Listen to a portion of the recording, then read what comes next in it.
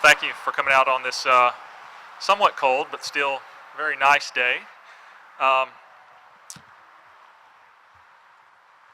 night of February 17th through 18th, 1865 was undoubtedly the most traumatic in our city's existence.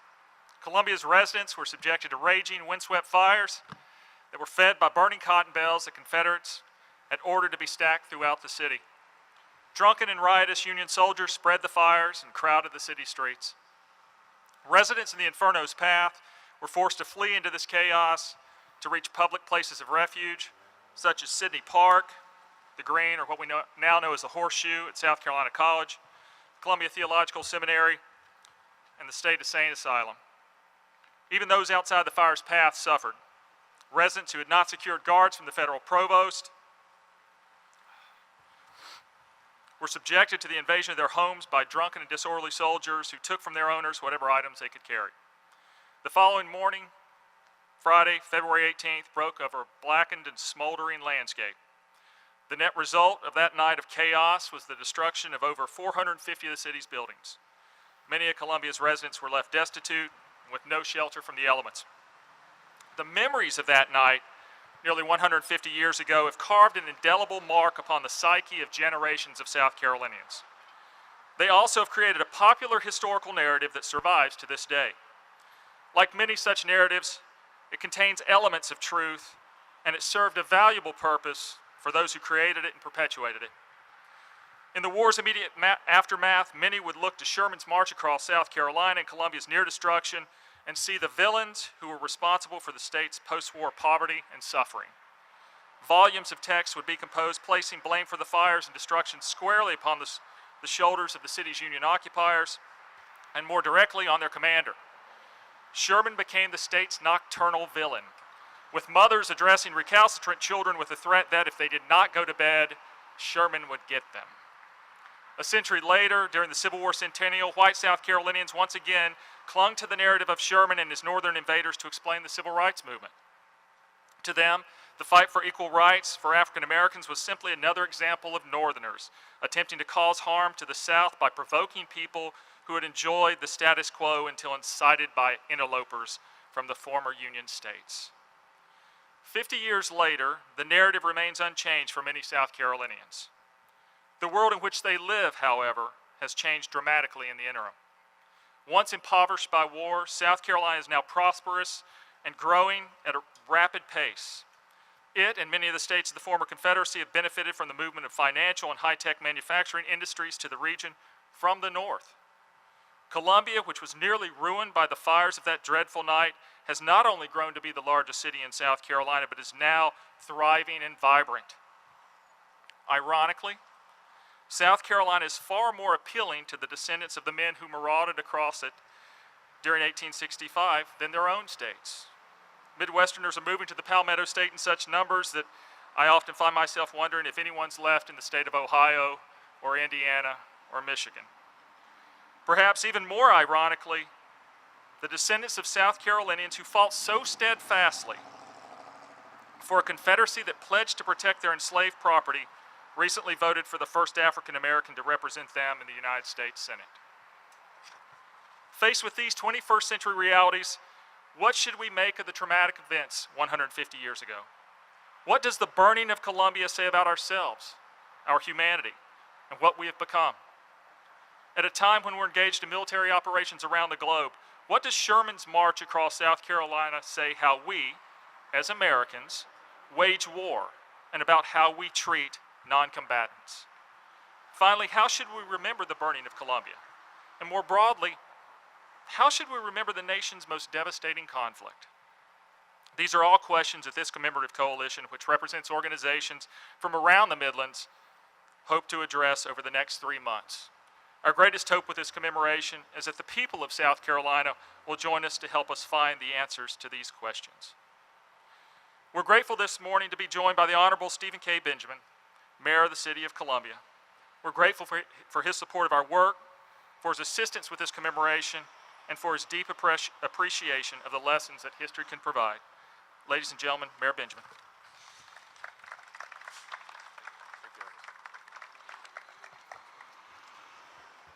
Thank you, Eric. certainly like to thank everyone who's worked so hard to make this year-long, thoughtful and pensive tribute to our city and its people a reality. The South Carolina Department of Archives and History, the Historic Columbia, One Columbia for Arts and History, the Columbia Convention and Visitors Bureau.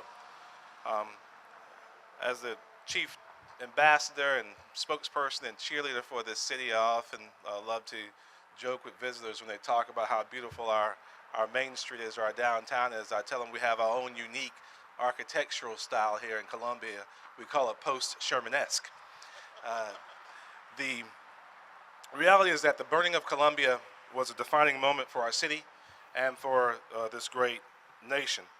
It represented a culmination of years of civil war and generations of division, antagonism, and unrest. But this commemoration, as Eric said, is not just about remembering what is likely one of the darkest moments of our past. It's about using it to inform and enrich our future. It's an opportunity for us to not only mark this defining moment in our history, but rather to take stock in how far we have come as a city and as a people. Because step by step, I believe firmly like a phoenix, over the past 150 years, Columbia has risen from those ashes to become a vibrant and model progressive city of the New South. And I certainly believe that that is worth celebrating. Thank you.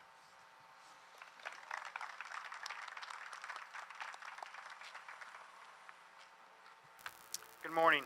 My name is David Campbell, and I'm on the board of the Historic Columbia Board of Trustees. I'd like to thank Mayor Benjamin for his comments. When Historic Columbia was approached to be a part of this commemoration, we saw the opportunity to bring the Midlands historical, cultural, and artistic organizations together in a unique partnership. The burning of Columbia was a major event in American history and certainly a defining moment in the history of the state and the city. It's a pillar of Columbia's common folklore and memories of the Civil War. Historic Columbia, along with One Columbia for Arts and History, the Columbia Historians Group, and the South Carolina Civil War Sesquicentennial Commission, hope to establish an open dialogue between organizations and agencies throughout the city and region to coordinate plans for commemorating the burning. Today, we are thrilled to announce that nearly 30 Midlands and statewide organizations have come together as Columbia commemorates the 150th anniversary of the burning of Columbia. We have launched a website called burningofcolumbia.com with a full calendar of every event, program, and exhibit that's attached to this commemoration. The calendar is a dynamic and collaborative combination of single and multidisciplinary programming, and it's truly a partnership the likes of which this community has never seen. The slate of events includes traditional and living history programs, lectures by respected scholars and authors, and tours of our Civil War sites, exhibits ranging from historical dioramas to photography to art, literature, dance, film, and music. Columbia's historians, authors, scholars, and artists have come together to create avenues for residents and visitors alike to explore every facet of this defining moment of our city. On February 17, 2015, the official 150th anniversary of the burning of Columbia, this group will also present a full calendar of events. The University of South Carolina's History Center, Institute for Southern Studies, and Graduate School will present a symposium featuring prominent scholars who will shed fresh light on the meaning of these events over 150 years ago. The South Carolina Department of Archives and History will unveil a historical marker to commemorate the burning right here at this corner of Gervais and Main. And at 5 o'clock on that day,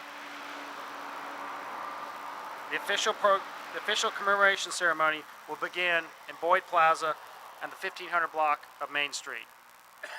The commemoration ceremony will feature music from Benedict College, the concert choir, and the Sandlapper Singers, as well as presentations by community leaders and historians, and the world premieres of 2 performance art pieces created for this commemoration.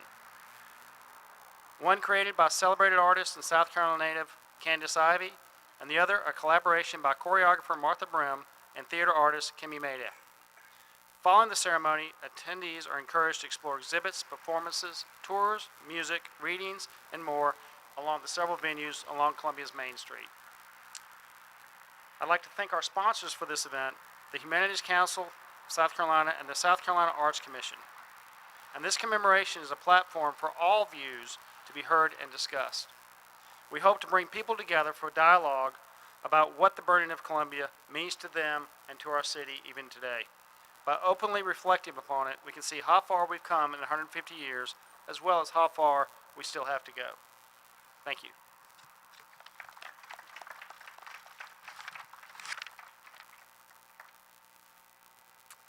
Hi, I'm Mary Gilkerson, Professor of Art at Columbia College and the Public Art Administrator with One Columbia.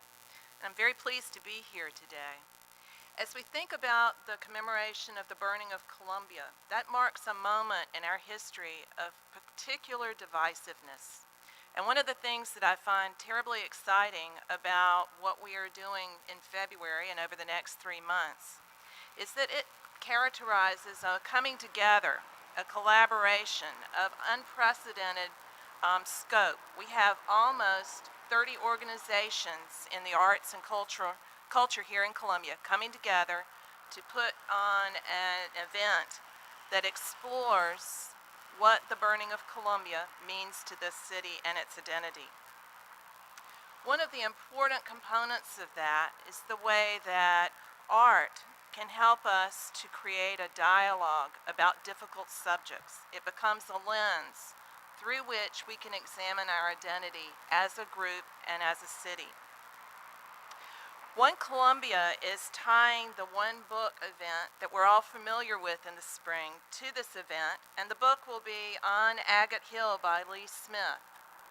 Although the book doesn't directly connect to the burning of Columbia, it does explore the post-Civil War period. Another example of an organization participating in the project is Jasper Magazine, which has brought together literary and visual artists from around the city to explore the issue of the burning of Columbia. The gallery at City Hall will host an exhibit by Historic Columbia that displays imagery of the city after the burning. Most of these are from Harper's Weekly. The Museum of Art is also participating and hosting an exhibition of modern photography of the city and bringing in Henry Mandel as a speaker to discuss the piece Tatara Fire, which is created using geographic data of locations in the city that were burned.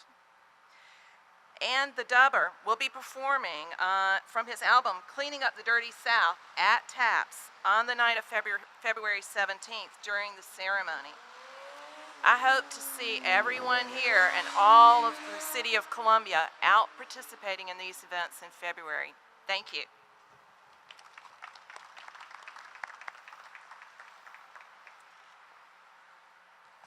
Good morning. I'm Bill Ellen with the Midlands Authority for Convention, Sports, and Tourism. More and more travelers are seeking authentic experiences that connect them to a destination's past and present.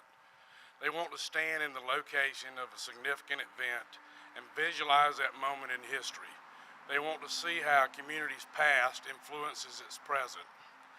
Millions of Americans, not to mention international visitors, seek out that visual connection to Civil War sites each year.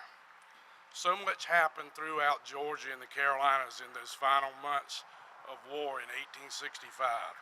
These events, including the burning of Columbia, will motivate Civil War buffs and tourists in general to visit our region in 2015. Visitors can learn about the burning of Columbia through museum exhibits and by visiting perhaps lesser known but particularly significant Civil War sites.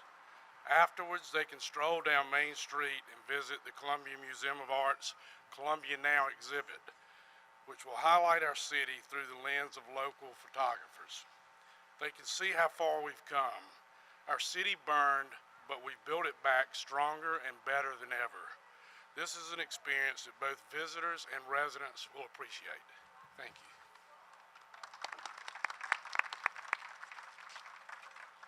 Well, that completes the press conference portion of this. If anybody would like to speak to us, any of the speakers individually, we'd be glad to have time to do that afterwards. Thank you so much for coming out this morning. We really appreciate it, and we look forward to seeing you at the commemorative events over the next 2 months.